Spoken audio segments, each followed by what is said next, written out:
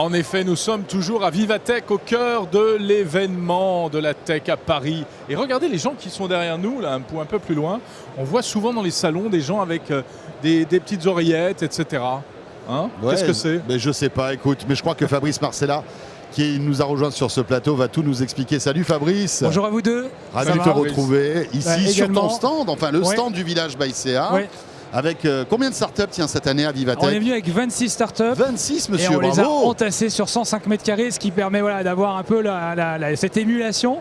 En tout cas, cette dynamique, cet effet de densité qui est extrêmement important quand on est dans un salon comme celui-ci.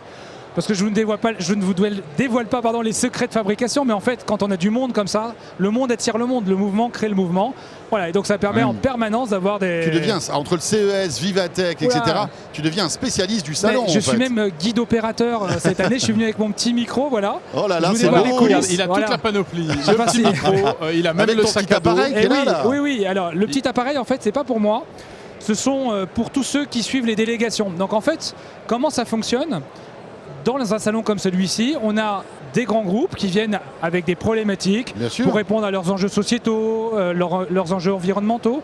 Et ensuite, ces grands groupes nous commandent une prestation qui vise à aller chercher les meilleures startups pour répondre à ces problématiques du moment.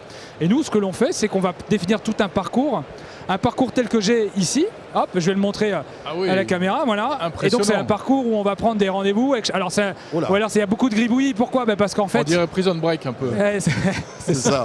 Alors je me suis pas fait tatouer quand même pour cette année, mais en fait l'idée c'est de prendre rendez-vous avec les meilleures startups pour permettre à ces grands groupes de trouver pourquoi pas la bonne réponse à leurs problèmes. Alors ce qui est assez génial, c'est que les startups ici n'ont pas besoin de faire du rabattage. Généralement, quand on est sur un salon, en fait, on se met dans le couloir, on se met dans une allée et puis on essaye d'alpaguer le visiteur. Ouais. Mais on est sûr aller à 90% du temps. Voilà, mais jamais finalement on tombe sur la bonne personne. Et là, c'est l'inverse. C'est que nous, on va préparer en amont toutes les délégations. Et les délégations, lorsqu'elles arrivent sur un stand, ce sont des personnes qui sont directement intéressées par ce que propose la startup. Donc c'est quand même plutôt confort pour la startup, c'est un gain de temps. Et ce sont des gens qui, par la suite, vont sûrement reprendre contact pour faire du business. Donc voilà, et c'est ça aussi Vivatech. C'est pas que des startups qui exposent, c'est aussi toute une organisation qui se met autour afin d'optimiser finalement le temps de passage ici. Et je sais pas si c'est pareil pour vous, mais en fait il y a tellement de choses à voir que si c'est pas organisé, on peut revenir et avoir le sentiment d'avoir rien vu. Oui, une frustration en fait. Donc ça s'organise. Ça s'organise, ça se prépare. des choses. Et alors, il y a un autre étonnement que je voulais partager avec vous aussi.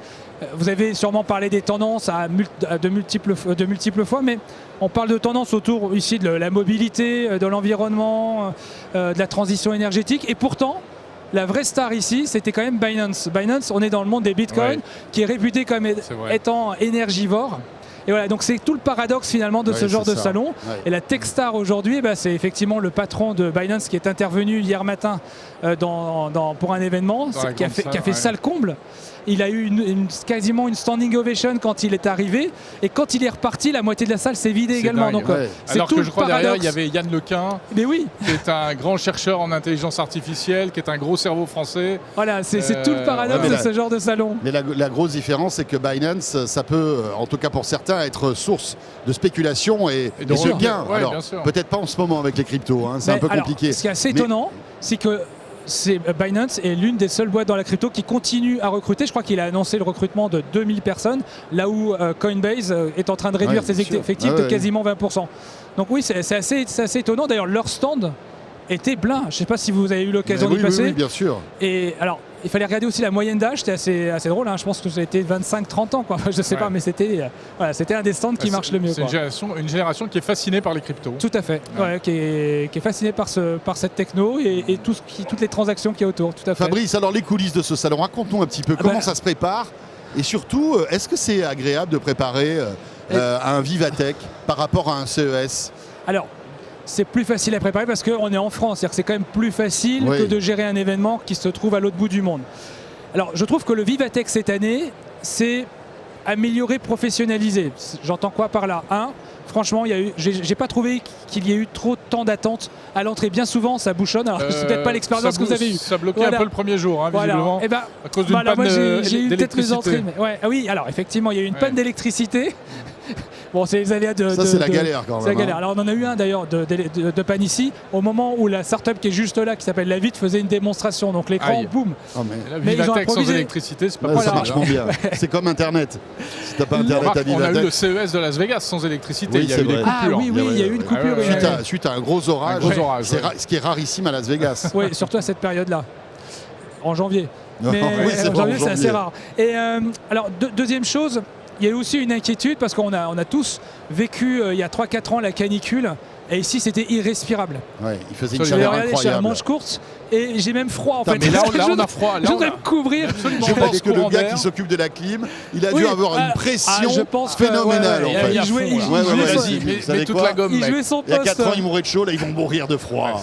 C'est réussi, on meurt de froid. Non, on on rassure, plaisante, hein. mais ça va. Non. Franchement, c'est parce que, je ne sais pas si vous vous rendez compte, ce hall est immense. On est Ouais. dans le hall 2 du 45 000 mètres carrés, parc. Pour réguler la température d'un endroit C'est comme pas ça, facile. c'est pas 2000 évident. exposants, 1700 startups, on aura 120 000 visites de prévues en tout cas. Enfin, on voit bien, hein, Ouais. il faut que ça tourne, il faut qu'on soit effectivement confort quand même pour faire notre job et, Et être alors- concentré sur le business. Moi, je trouve qu'on est passé un peu vite là-dessus. Oui, parce pardon, que allez, voilà, on y va. c'est ce que je disais tout à l'heure. On voit passer souvent dans Oui. les salons et à Vivatech en particulier des groupes avec des gens qui ont des oreillettes. Parfois, il y a un petit drapeau. Oui. On ne sait pas trop ce que c'est. Oui. Et donc, tu nous l'as un peu expliqué. Alors- c'est une visite guidée et ça passe avec ça.